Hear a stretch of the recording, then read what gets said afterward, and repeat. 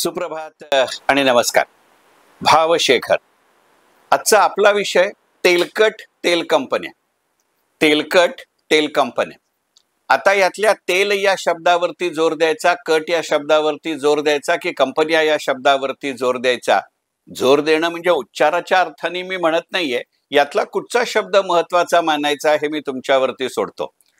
एखाद्या क्षेत्रात एकाच वेळेला एकापेक्षा जास्त घटक कार्यरत असतात आणि त्यातून शेअर बाजाराचं स्वतःचं वातावरण आणखीन वेगळं असतं.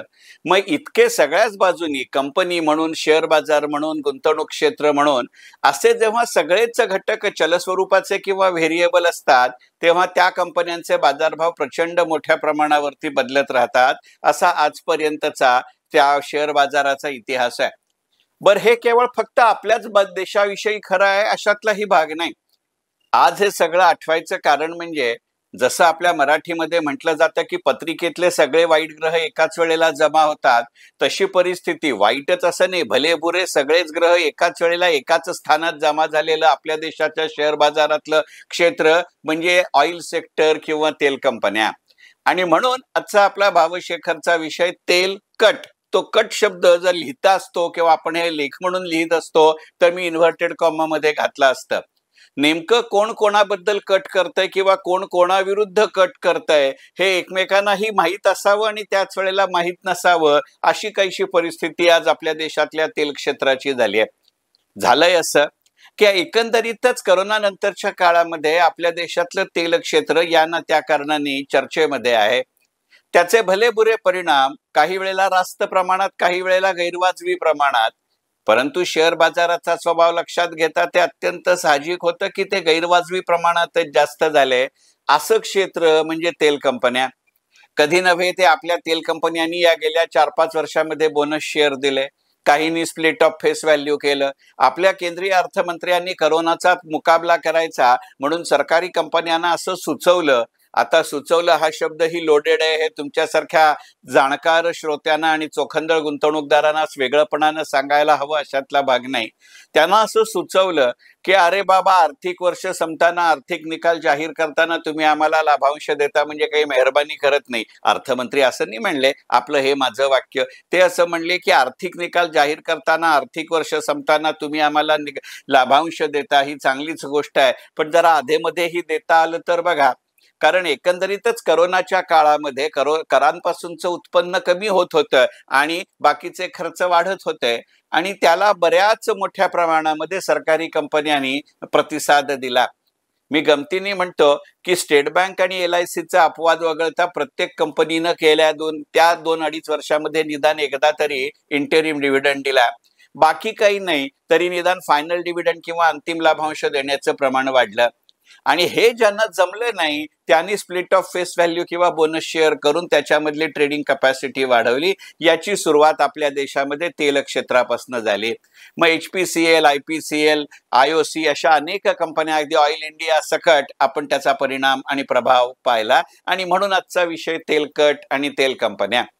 आणि आज हा विषय घ्यायचं खरं कारण असं की गेले काही दिवस, निदान 2-3 आठवडे तरी आपल्या देशाच्या शेअर बाजाराच्या निर्देशांकामध्ये प्रचंड मोठे प्रमाणात बदल होत आहेत. बदल हा शब्द मी जरा सौम्य आणि समाधानकारक म्हणून वापरलाय, कारण खरं सांगायचं म्हणजे त्याची घसरण झाली. BSE सेन्सेक्स 84,000च्या पुढे गेलाय आणि तो आता 80,000च्या पुढे गेलेला BSE सेन्सेक्स 84,000च्या पुढचा तो आता 80,000च्याही खालती आलाय. पण मी असासाठी फेरबदल म्हणलं की हा व्हिडिओ रेकॉर्ड करत असताना म्हणजे सोमवारी 28 ऑक्टोबरला सकाळी हा आपला निर्देशांक मात्र 800 अंशांनी वरती वाढला होता.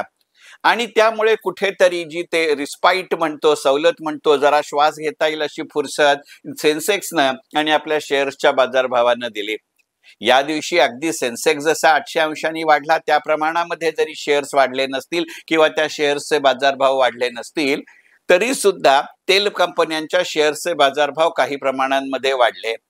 केवळ सरकारी क्षेत्र किंवा पब्लिक सेक्टर मधल्याच तेल कंपन्यांचे बाजारभाव त्या दिवशी वाढले असं नाही, कॅस्ट्रॉल सारख्या खाजगी क्षेत्रातल्याही कंपन्यांचे बाजारभाव वाढले हे नक्की.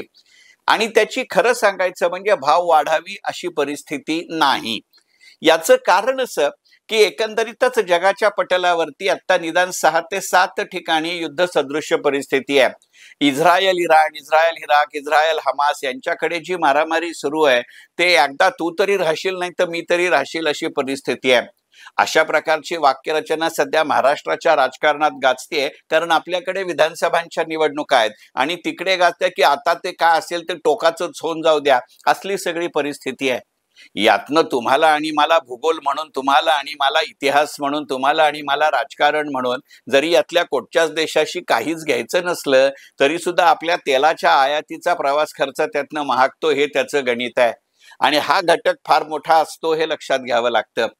पण सुदैवानं करोना नंतरच्या काळामध्ये ते अमेरिका आणि चीनचं जे वाजलं, अमेरिका आणि रशियाचं, रशिया आणि युक्रेनच्या युद्धावरनं जे वाजलं, त्याच्यातनं अमेरिकेनं रशियाला सांगितलं तुम्हाला डॉलर वापरता येणार नाहीत आणि त्यात करोनाचा लॉकडाऊन होता. यातनं आपल्या एस जयशंकर सारख्या अत्यंत बुद्धिमान, चाणाक्ष आणि कार्यक्षम परराष्ट्र मंत्र्यांनी रशियाशी आपले संबंध वाढवले आणि आपण रशियातनं तेलाची आयात करायला लागलो.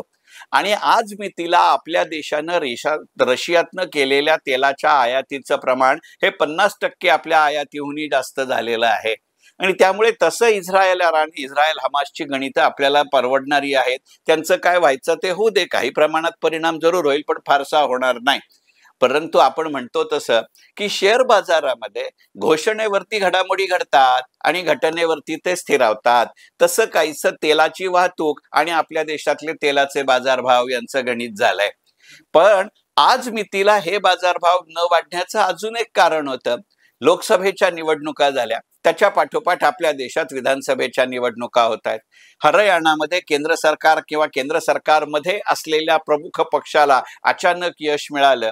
जम्मू काश्मीरमध्ये तसंही ते मिळणार नव्हतं, परंतु ओमर अब्दुल्लानी जम्मू काश्मीरची शपथ घेतल्यानंतर काहीतरी पलटी मारली अशी गणित आहेत आणि एकंदरीतच केंद्र सरकारलाही द्यायचं होतं, ओमर अब्दुल्लालाही हवं होतं, असं त्याला राज्याचा दर्जा देण्याचं विधेयक या आठवड्यामध्ये येत्या काही दिवसामध्येच संसदेमध्ये सादर होईल अशी चर्चा आहे.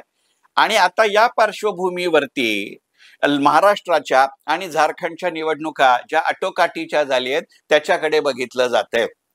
खरं म्हणजे याचा तेल कंपन्यांशी थेट काही संबंध असण्याचं कारण नाही. महाराष्ट्रातली निवडणूक किती आटोकाटीची होती हे बघितलं पाहिजे, कारण हा व्हिडिओ रेकॉर्ड करत असताना महाराष्ट्राचे उपमुख्यमंत्री आणि भारतीय जनता पक्षाचे प्रमुख नेते देवेंद्र फडणवीस यांनी एक असं विधान केलं अशी चर्चा निदान सोशल मीडियावरती आहे. त्या प्रमाणामध्ये ती अजून तरी इलेक्ट्रॉनिक मीडिया किंवा प्रिंट मीडियामध्ये नाही. आणि ते त्या विधानानुसार माननीय देवेंद्रजी फडणवीस असं म्हणाले की भाजप महाराष्ट्रामध्ये स्वतःच्या बळावरती सत्ता स्थापन करू शकेल अशातली परिस्थिती नाही, पण आम्ही प्रबळ आणि प्रमुख पक्ष असू, सगळ्यात जास्त आमदार असलेला पक्ष असू. म्हणजे एकंदरीतच या राजकारणाची गणितं इथं लक्षात घ्यावी लागतात. झारखंड हे राज्य त्याच्या गमतीचं राज्य आहे हे आपल्याला सगळ्यांना माहिती आहे. मोजक्या काळामध्ये जास्तीत जास्त मुख्यमंत्री अशी जर काही स्पर्धा लागली तर झारखंडला दुसरं कोणीही हरवू शकेल अशी परिस्थिती नाही, पण केंद्र सरकारच्या दृष्टिकोनातनं ते महत्वाचं राज्य असतं. एक तर तिथे असलेला दहशतवाद म्हणूनही असतं आणि तिथे असलेले धातूंचे साठे म्हणूनही असतं. आणि त्यामुळे या दोन निवडणुका होईस्तोवर तेल ही गोष्ट जितकी औद्योगिक उत्पादन असते तितकीच ते राजकीय उत्पाद असतं किंवा पॉलिटिकल प्रॉडक्ट असतं याची गणित आहेत. त्यामुळे तुमचा वाहतूक खर्च काहीही असू दे, तुमचा खरेदीचा दर काहीही असू दे, साधारणपणे निवडणुकीची आचारसंहिता सुरू झाल्यापासून निवडणुकीची आचारसंहिता संपेस्तोवर तेलाचे दर स्थिर राहतात किंवा कमी होतात, तेलाचे दर वाढत नाहीत. मग तुमचं काय व्हायचंय ते होऊ दे, यातनं तेल कंपन्यांची गणितं खूप मोठ्या प्रमाणावरती बिघडतात आणि ही तेल कंपन्यातल्या तेलकट मधल्या कटची उत्पत्ती आहे. पण गमतीचा भाग असा आहे की या सगळ्या कारणांमुळे खरं सांगायचं म्हणजे आता झालेल्या आधीच्या 2 तिमाहीमध्ये तेल कंपन्यांना प्रचंड नुकसान झालंय. त्यांच्या क्वार्टरली रिझल्ट्स मध्ये त्याचं गणित पूर्ण स्पष्टपणानं स्पष्टही झालंय. पण अचानक या सगळ्या युद्धांमुळे आणि त्याच्या देवाणघेवाणीच्या चर्चेमध्ये असलेलं तेल पटकापट संपवण्याकडे गणित आहेत. कारण इस्रायल दबादब लोकांच्या लष्करी हल्ल्यांवरती केंद्रांवरती, त्यांच्या महत्वाच्या केंद्रांवरती हल्ले करतंय. त्यातनं वाचण्यासाठी जागतिक बाजारामध्ये तेलाच्या किमती काही प्रमाणामध्ये कमी झाल्या आहेत. गोष्ट पहिली. गोष्ट दुसरी, भारत तसं रशियाकडनं तेल घेतंय तसं अनेक देशांनी प्रत्येकानंच रशियाकडनं घेतलं नाही तरी तेलाला पर्यायी भाव किंवा पर्यायी जागा आता शोधल्या जात आहेत. त्यातही तेलाच्या आंतरराष्ट्रीय किंवा जागतिक बाजारामध्ये विनिमयाचं साधन म्हणून अमेरिकन डॉलर वापरलं जात असे. आत्ता जगाच्या नकाशावरती ज्या काही गमती जमतीच्या राजकीय घडामोडी घडतायत त्यातनं या पेट्रो डॉलरला पर्याय शोधण्याचे प्रयत्न सुरू आहेत.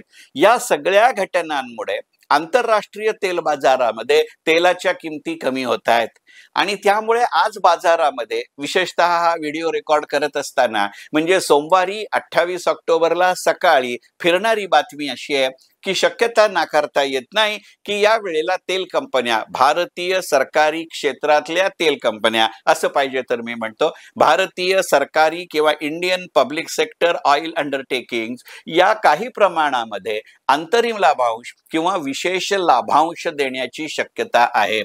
एकंदरीतच बाजाराला चालना देण्यासाठी सरकार नेहमीच वेगवेगळ्या पद्धतीची पावलं उचलत असतात.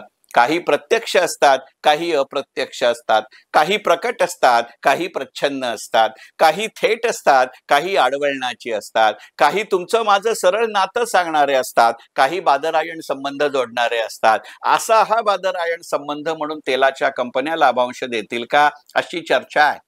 शक्यता नाकारता येत नाही की वाईट सवय लागू नये म्हणून ते विशेष लाभांश किंवा स्पेशल डिव्हिडंड म्हणून देतील. येणं केनं प्रकारेनं गुंतवणूकदारांना पैसा देऊन ऑल इज वेल असं जरी नसलं तरी ऑल इज नॉट वेल असंही नाही असा संकेत देण्याचा तो मार्ग असू शकतो. आता मुळातच लाभांशासाठी एखाद्या कंपनीचे शेअर घ्यावेत की नाही हा एक वेगळा चर्चेचा, खरं सांगायचं म्हणजे वादाचा विषय आहे. कारण आपल्याला लाभांश मिळतो तो त्या शेअर्सच्या फेस व्हॅल्यूवरती मिळतो. त्या लाभांशाचा जरा सुद्धा त्या शेअर्सची कोणत्या भावानं शेअर बाजारामध्ये उलाढाल होतीये याच्याशी संबंध नसतो. आणि मग गमतीचा भाग असा होतो की MRF 3.5 रुपये डिव्हिडंड देतो पण त्याचा 1.25 लाख रुपयानं त्याची उलाढाल होत असेल तर ते 3 रुपये हसावे का रडावे असं कळावं अशी परिस्थिती नसते. कारण प्रत्येकच कंपनी हिंदुस्थान युनिलिव्हर किंवा कोलगेट सारखी 13 रुपये 23 रुपये 29 रुपये असा डिव्हिडंड देत नसते किंवा प्रत्येकच कंपनी TCS सारखी सलग 26 क्वार्टर्स किंवा 26 तिमाही तुम्हाला इंटरिम डिव्हिडंड देत नसते. पण काहीच अपेक्षा नसताना, कधी असं स्वप्नात आलेलं नसताना जेव्हा एखादी अशी बातमी खरी खोटी नंतर ठरेल ही जेव्हा बाजारामध्ये फिरायला लागते तेव्हा कितीही नाही म्हटलं तरी जरा तापल्या मनावरती फुंकर घालण्याचं काम ती नक्की करते. मग याच्यामध्ये कट किती आणि कारस्थान किती, पण मुळात त्या बातमीचं नेमकं स्थान कोणतं याचा विचार करावा लागतं. आणि अशा या तेल कंपन्या, आणि हे खरं सांगायचं म्हणजे ज्या वेळेला सरकारी क्षेत्रातल्या तेल कंपन्यांच्या बाबतीत सुरू होतं त्यावेळेला या ना त्या कारणाने, या ना त्या प्रभावात, या ना त्या प्रमाणामध्ये, या ना त्या काळामध्ये खाजगी क्षेत्रातल्या तेल कंपन्यांनाही ते करावं लागतं. यातनं एक एक जर तेल क्षेत्र सुधारत गेलं, त्यांच्याबद्दलचं परसेप्शन सुधारत गेलं आणि तेल ही गोष्ट इतर अनेक उद्योगांच्या उत्पादनामधला महत्वाचा कच्चा माल असतो हे लक्षात घेतलं तर त्यातनं उद्योगाला, त्यातनं अर्थव्यवस्थेला आणि पर्यायानं त्यातनं गुंतवणूक क्षेत्र आणि विशेषतः शेअर बाजाराला चालना मिळते. आणि म्हणून आजचा भावशेखरचा विषय तेलकट कंपन्या. मनपूर्वक धन्यवाद. भावशेखर.